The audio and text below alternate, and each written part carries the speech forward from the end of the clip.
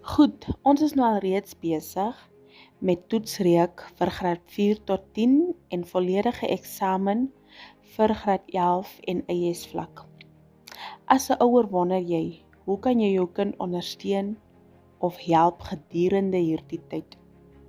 Dis die eerste eksamensessie vir die jaar.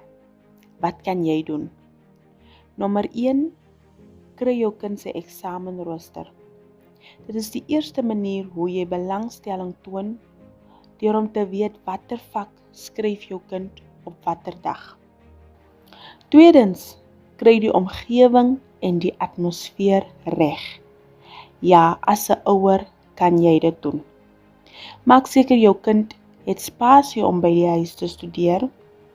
Maak seker daar's 'n tafel, daar's 'n stoel en is daar dalk 'n kamer wat julle as familie kan afstaan en regmaak vir die kinders as 'n studeerkamer.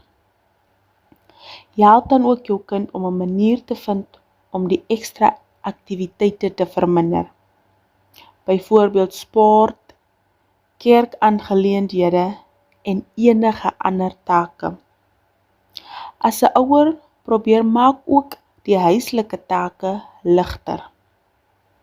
Die idee hier is dat die leerder moet leer en die simbool moet verbeter. Alle sterkte.